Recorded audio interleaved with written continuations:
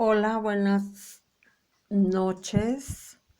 ¿Cómo se encuentran, queridos alumnos? Yo deseando que se encuentren bien de salud. Y también sus familiares. Son mis grandes deseos. Bueno, el día de hoy vamos a hablar sobre el tema de las pruebas y procedimientos de auditoría. Es el tema número 6, según el programa de su asignatura. Bueno, vamos a empezar con el concepto de las pruebas. Las pruebas nos ayudan a que se obtenga la evidencia necesaria que le permita al auditor asegurarse de que las transacciones, registros contables y saldos de los estados financieros son verdaderos y exactos. Vamos a continuar. Las evidencias que necesita el auditor para comprobar y considerar válido su examen se obtiene por medio de una serie de pruebas que, junto a los procedimientos de auditoría, sirven como examen para fundamentar su opinión. Así es.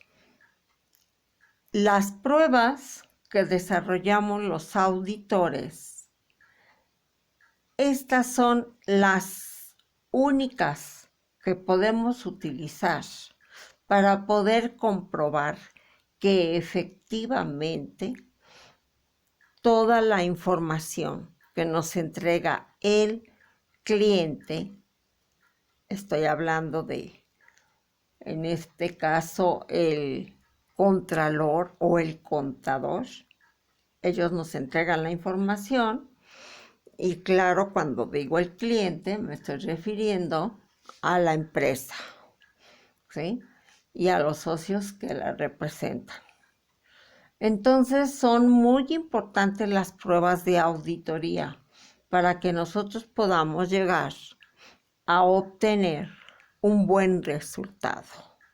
Y esto está bien enfocado hacia el estudio y evaluación del control interno, porque ya lo he platicado en el tema anterior, que si estudiamos perfectamente bien el control interno y podemos demostrar que la empresa realmente sí tiene un buen control interno, pues entonces al aplicar nuestras pruebas que van conjuntamente con los procedimientos, inmediatamente el resultado de cada una de ellas pues va a resultar positivo. Por eso es que el auditor no puede dejar pasar por alto el que no aplique todas las pruebas necesarias conforme a los rubros de los estados financieros las necesitan. Bueno, también estas pruebas nos sirven como evidencia que el auditor forzosamente las va a necesitar para poder comprobar y estar seguro de que las cuentas que integran cada rubro de los estados financieros están debidamente bien registradas, hablando de todos sus movimientos de cada una de las cuentas contables. Están perfectamente bien registradas contablemente conforme a las normas de información financiera y también respetando las NIAs. De esa manera, el auditor puede decir: estoy seguro de poder fundamentar una opinión. Eso es lo importante de las pruebas de auditoría. También podemos hablar de los datos contables y en general toda la información interna que puede considerar el auditor para obtener evidencia suficiente y competente, que también podemos hablar como adecuada. Siempre que escuchemos la evidencia adecuada, pues también la conocemos como la evidencia competente. Bueno, seguimos. Con todas estas pruebas se puede formar el juicio profesional que le permita emitir una opinión, como les estaba mencionando hace un momento, para decidir el nivel necesario de evidencia. El auditor debe considerar la importancia relativa. ¿A qué le llamamos la importancia relativa?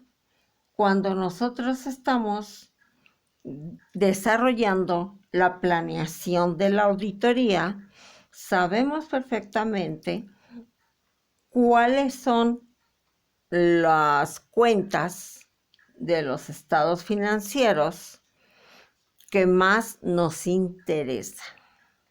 Entonces, ahí tenemos que enfocar hacia una importancia relativa, que en esa situación tenemos que enfocarnos más a la evidencia, y la evidencia la vamos a obtener a través de documentación, a través de estudiar el control interno y a través de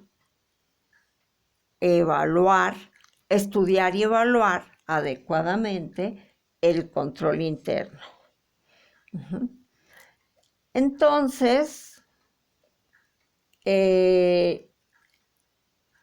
los diferentes sistemas de organización, control, contabilidad y en general los detalles de operación de los negocios hacen imposible establecer sistemas rígidos de prueba para el examen de los estados financieros.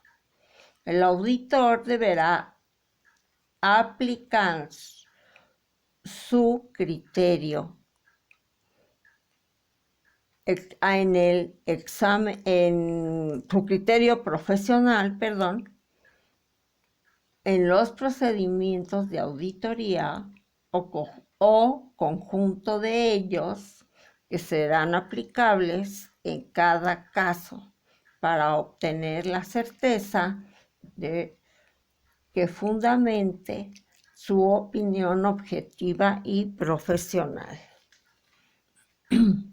Entonces, como les decía, las pruebas son un conjunto de procedimientos que nos ayudan a poder obtener la evidencia suficiente y competente en lo que corresponde al desarrollo de estos procedimientos, desarrollo y aplicación.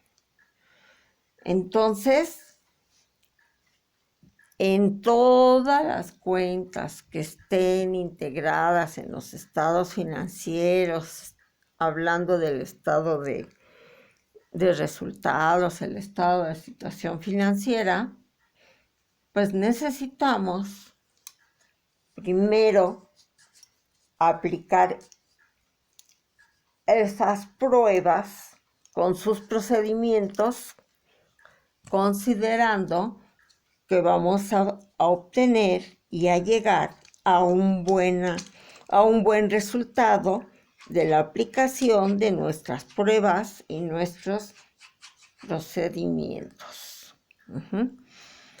Así también, el conocer el estado actual de los procesos y la veracidad de la información para determinar la eficacia y eficiencia y poder tomar a tiempo las acciones necesarias para su correcto cumplimiento de objetivos y de metas.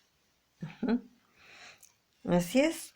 Si nosotros aplicamos correctamente, bien, las pruebas y los procedimientos al desarrollar en nuestra auditoría un rubro de los estados financieros, y entonces vamos a pensar en aplicar y desarrollar las pruebas necesarias para poder llegar a cumplir con los objetivos que va a determinar el auditor. Ahora vamos a ver la clasificación de pruebas de auditoría. ¿Cuál es esa clasificación? Las pruebas de auditoría se clasifican en dos tipos, que son las pruebas de cumplimiento y las pruebas sustantivas. Las pruebas de cumplimiento, su objetivo es determinar todas esas pruebas que corresponden que son de cumplimiento y que estas mismas se desarrollan en la etapa preliminar de la auditoría. Su objetivo es aplicar correctamente el control interno y estudiarlo perfectamente bien para poder llegar a demostrar que no existen desviaciones tan importantes como para no poder seguir todo el procedimiento de la auditoría por todo un periodo, que ese es el compromiso que tenemos con los clientes. Entonces, como les dije, el objetivo de estas pruebas de cumplimiento es poder estudiar y analizar ampliamente y correctamente bien el estudio del control interno. Al término de las visitas preliminares, que es donde se aplican estas pruebas de cumplimiento, el producto financiero, el producto terminado de haber aplicado las pruebas de cumplimiento y llegar a un buen resultado, pues es la elaboración de la carta de desviaciones y de sugerencias. Con eso tenemos nosotros la evidencia de que efectivamente estudiamos el control interno perfectamente bien. Y es ahí cuando tenemos que entregar ese producto terminado, que yo así le llamo, ¿a quién? Pues a los accionistas, al consejo de administración, que es cuando cuando quedamos y nos comprometimos en entregar esa carta de desviaciones y de sugerencias al terminar de estudiar el control interno, para que los mismos accionistas sepan el resultado del control interno que tiene establecido en su empresa. Después nos vamos con las pruebas sustantivas.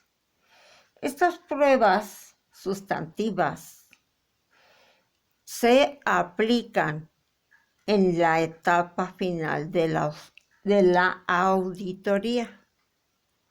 ¿Y cuál es su objetivo? Analizar, revisar y comprobar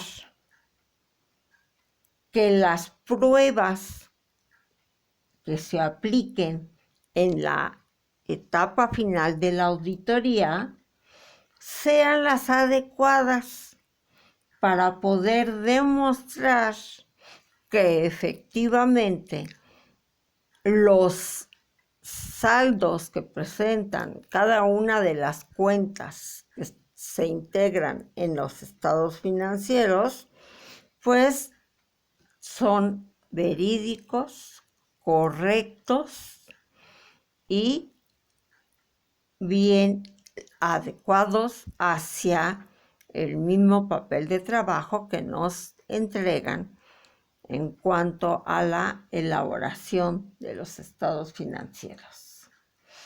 Y su objetivo de estas pruebas sustantivas es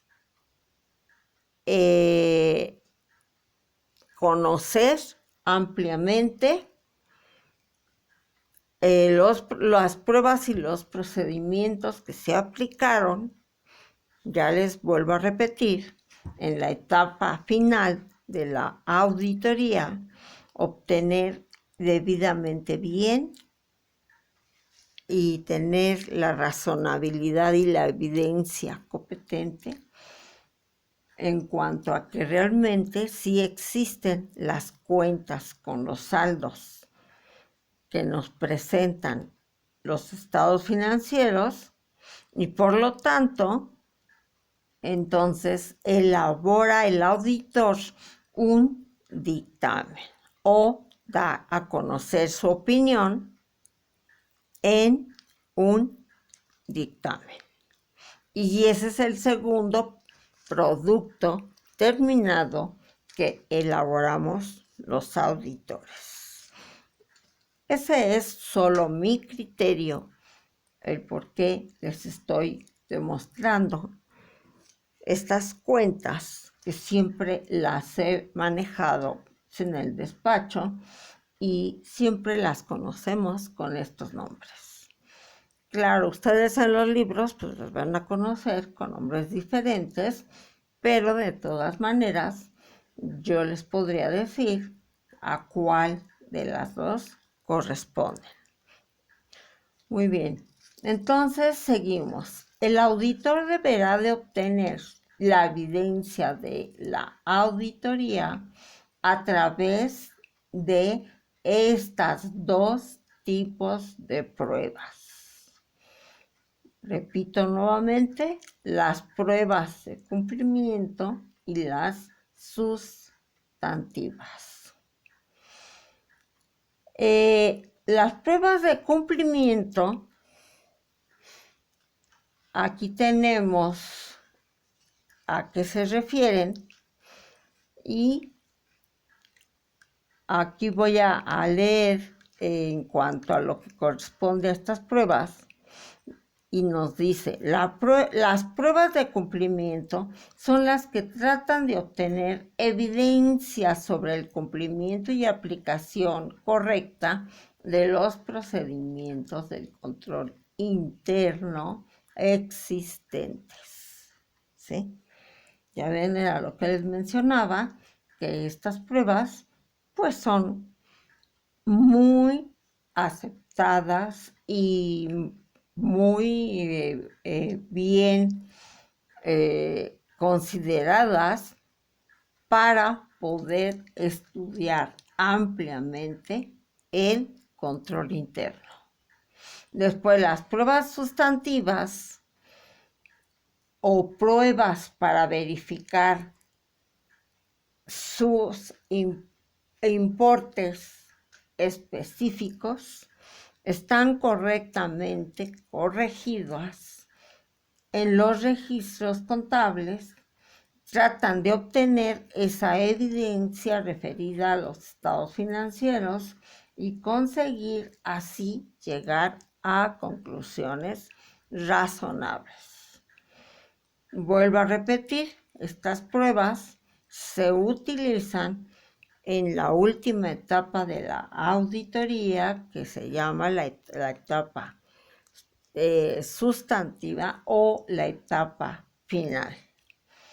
Y entonces, pues esas son muy útiles para poder analizar las cifras de las cuentas que integran los estados financieros. Y de esa manera demostrar que sí son correctos esos saldos de cada una de esas cuentas, sí presentan razonablemente bien los saldos que representan en los estados financieros. Bueno, seguimos. El objetivo de las pruebas sustantivas es el siguiente. Las pruebas sustantivas tienen como objeto obtener evidencia de auditoría relacionada con la integridad, exactitud y validez de la información financiera auditada. ¿La ven? Es lo que les comenté.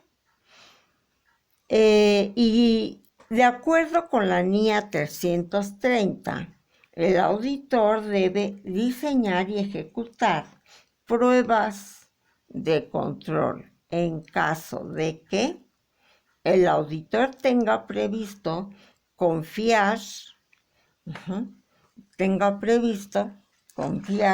voy a alzar un poquito, estoy viendo que ya no están siguiendo.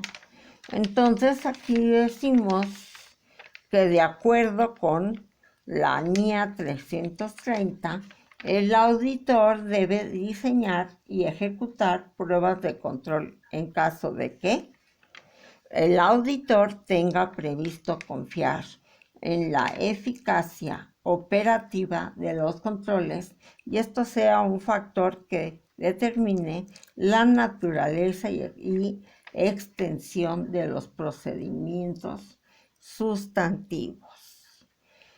Los procedimientos sustantivos por sí mismos pueden proporcionar evidencia de auditoría suficiente y adecuada. Entonces, esto es a lo que se refiere en cuanto a la clasificación de las pruebas de auditoría. Bueno, continuamos. Ahora vamos a ver lo que es la evidencia objetiva, suficiente y competente. Voy a subir un poquito para enfocar más. La evidencia de auditoría se obtiene principalmente de los procedimientos de auditoría aplicados en el transcurso de la auditoría. También puede incluir información obtenida de otras fuentes como auditorías anteriores y de procedimientos de control de calidad. La evidencia es suficiente cuando por los resultados de una sola prueba o por los resultados de varias pruebas diferentes para que el auditor llegue a la convicción de que los hechos que está tratando de probar y los criterios de corrección están juzgando han quedado satisfactoriamente comprobados. Entonces, ¿cómo demostramos la evidencia objetiva, suficiente y competente? Pues es muy sencillo. Cuando yo desarrollo las pruebas de auditoría, lo primero que tengo que hacer es solicitar la fuente de información. ¿Cuál es esa fuente de información? Pues puede ser una relación de las cuentas contables. Por ejemplo, podría solicitar una relación de gastos de venta, la cual pues está integrada por diferentes cuentas contables, ¿sí?, que se registran en los gastos de venta. Entonces, pues tengo ahí los sueldos y salarios, las vacaciones, las primas dominicales, igual la renta, la luz, el teléfono, el mantenimiento de las máquinas, los seguros, etc. Entonces, me están entregando también la documentación necesaria de esos gastos y por lo tanto yo estoy revisando que esa documentación realmente sí corresponda a los gastos que estoy registrando y que esté a nombre de la empresa y que cumpla con todos los requisitos que deben de tener esas facturas PDF para que por fin sean deducibles, ¿sí?, y pues podamos aplicar las operaciones contables. Pues bien, la empresa, el contador, debidamente bien registrados conforme a los documentos que lo amparan. Entonces ahí pues nosotros ¿qué estamos haciendo? Pues teniendo la evidencia suficiente y competente. ¿Por qué? Porque puedo comprobar que lo que yo cargué a gastos de venta con lo referente a teléfonos, pues está la factura, cumple con todos los requisitos establecidos en el reglamento de la ley del impuesto sobre la renta, y puedo demostrar en cualquier momento el por qué yo registré dicha cantidad a gastos y que puedo comprobarlo, vuelvo a repetir, con la documentación necesaria. Recibos, facturas, en este caso la TDF, y pues ahí es cuando tengo la evidencia suficiente y competente. Bueno, después la información que se utilizará como evidencia de auditoría es la aplicación de los procedimientos de auditoría. El auditor considerará la relevancia y fiabilidad de la información que se utilizará como evidencia de auditoría. Si la información a utilizar como evidencia de auditoría se ha preparado utilizando el trabajo de un experto de la dirección, el auditor, en la medida necesaria y teniendo en cuenta la significatividad del trabajo de dicho experto por los fines del auditor. Entonces, ¿qué es lo que debe de hacer? Número 1, evaluará la competencia de capacidad y la objetividad de dicho experto. Segundo, obtendrá conocimiento del trabajo del dicho experto, al cual se le solicitó que desarrollara algún trabajo que definitivamente nosotros pues no tenemos esa experiencia, ni tampoco estudiamos medicina o arquitectura o ingeniería, y por eso estamos hablando del trabajo del experto, o sea, en este caso, de una tercera persona. Y por último, evaluará la adecuación del trabajo de dicho experto como evidencia de auditoría en relación con la afirmación correspondiente. Entonces ahí, cuando nosotros solicitamos el trabajo de un experto exterior a nosotros, a nuestro despacho, sí tenemos que tener muchísimo cuidado para poder conocer cómo hizo el trabajo que le solicitamos y nos pueda comprobar a través de papeles necesarios, como facturas, como diagramas, como un croquis, como los integrantes de alguna fórmula, no sé, lo que necesite yo para poder tener la evidencia suficiente y competente. Muy bien.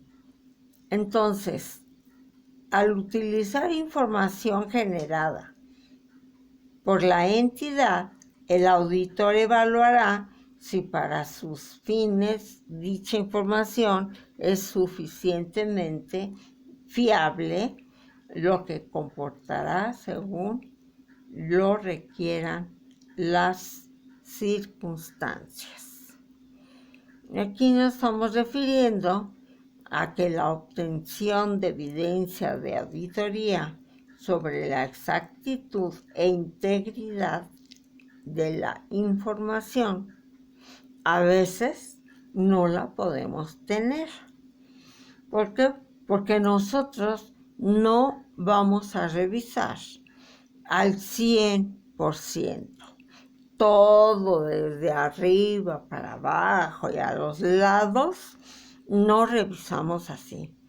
Revisamos siempre con base a la determinación de una base de selección y según los datos que obtenga de esa base de selección, yo lo aplico a mis pruebas y entonces ahí es cuando yo sé cuánto es lo que tengo que revisar y cómo y qué información voy a obtener para poder terminar el desarrollo de mis pruebas de auditoría y poder llegar a una conclusión positiva.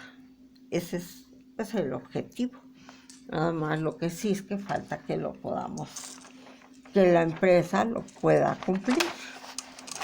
Bueno, ahora vamos a hablar de la NIA 501.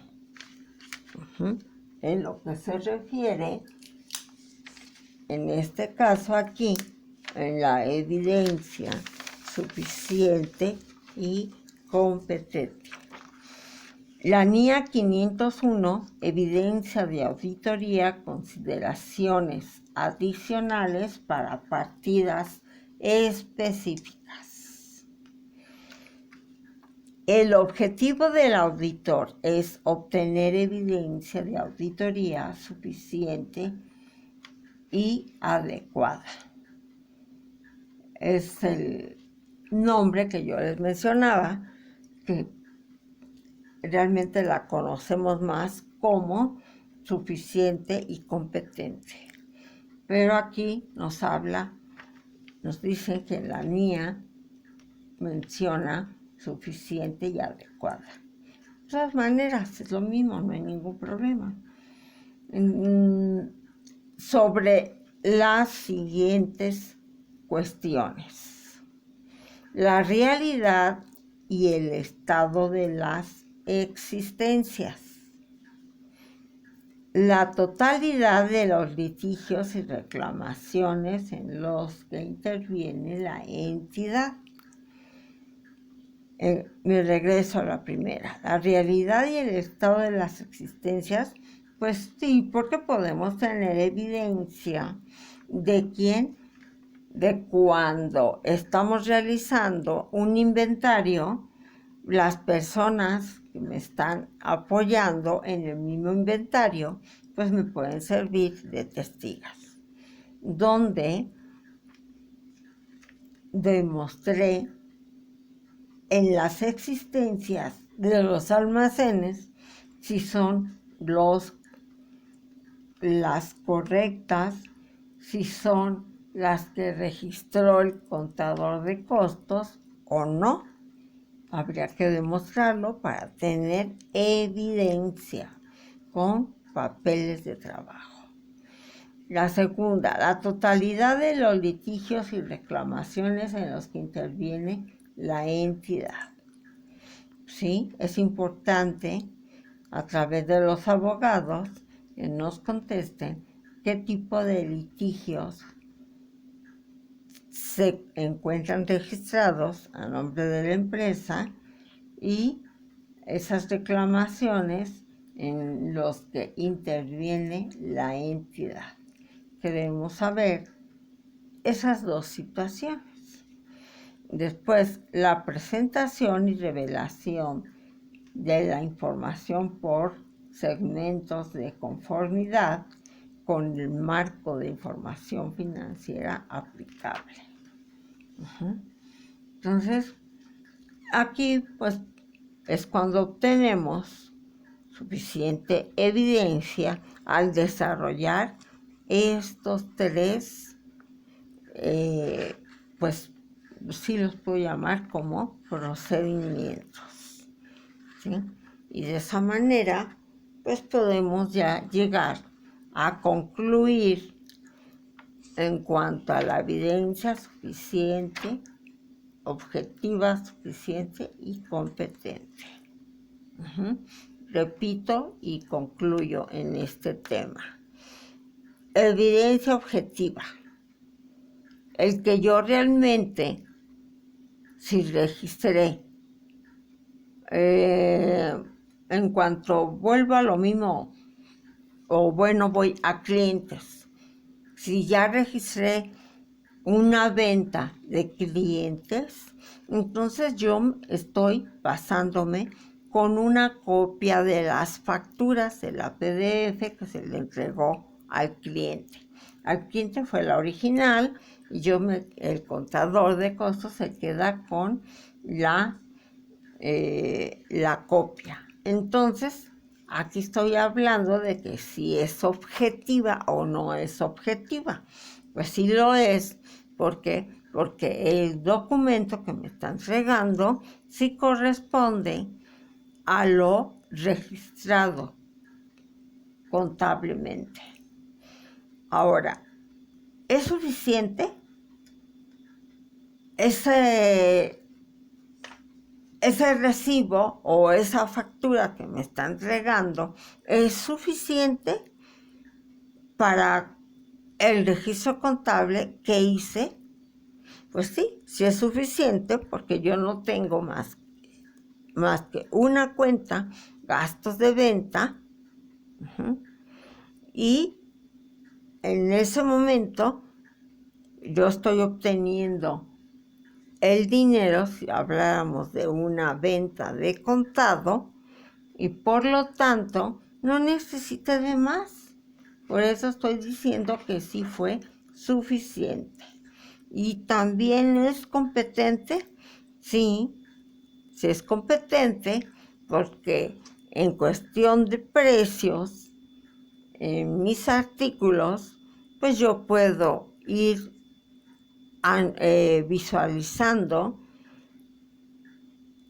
en cuanto a los precios. En la vida real, a veces vemos un negocio que encontramos con que las manzanas cuestan 40 pesos el kilo, y en otro lugar vemos que cuesta 30 pesos. Entonces, ¿qué estamos haciendo? Pues comparando cuál de los dos tipos de manzanas que estamos pretendiendo comprar es el adecuado y es el que me va a servir. Entonces ahí pues ya estamos considerando a que sí existe un movimiento competente. Bueno, con esto termino la primera parte y en un momento nos volvemos a comunicar. Gracias, muy amables.